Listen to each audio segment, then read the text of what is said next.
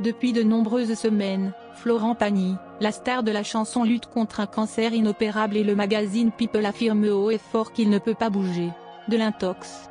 L'artiste de 60 ans s'est confié sur son état de santé. Selon le magazine Public, qui a repris Télé Loisirs, le chanteur de 58 ans s'est confessé sur les conséquences de son traitement de la vilaine tumeur.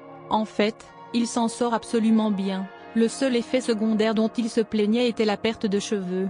Ces chimios, ça fait perdre un peu les cheveux, mais ça va, a-t-il communiqué à Nikos Aliagas, pendant le tournage. D'après ce que le magazine a rapporté, ça ne nous empêche pas de rester en forme et d'avoir une belle gueule. Il paraît que ce que le magazine Public a fait part est confirmé, qui révélait des nouvelles encourageantes.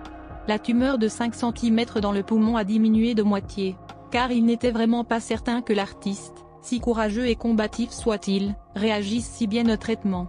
Des 30 séances de radiothérapie qui lui ont été prescrites, il doit encore en subir 20, presque tous les jours. Elles peuvent causer de graves effets secondaires, des vomissements, un manque d'appétit et nombreux sont les patients qui le vivent mal, a cité la publication. Un proche a confié, à l'exception d'une très grande fatigue, rien de tout ça pour Florent. Nous souhaitons qu'il se rétablisse vite.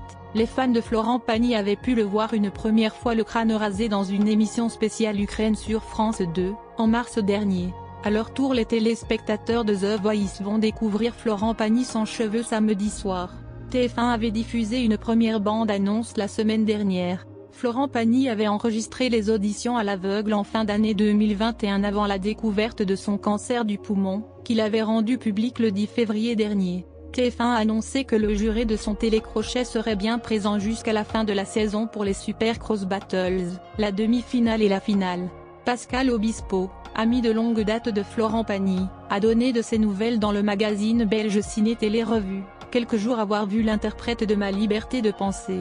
Il confie, Florent est en radiothérapie, je l'ai vu il y a quelques jours, il se bat, garde le moral et va bien. Il est aussi très touché de la quantité de messages de soutien qu'il reçoit, tellement nombreux qu'il n'arrive pas à répondre à tous, et en est désolé. Malgré la chimiothérapie, Florent Pagny n'a rien perdu de son enthousiasme, ni de son énergie.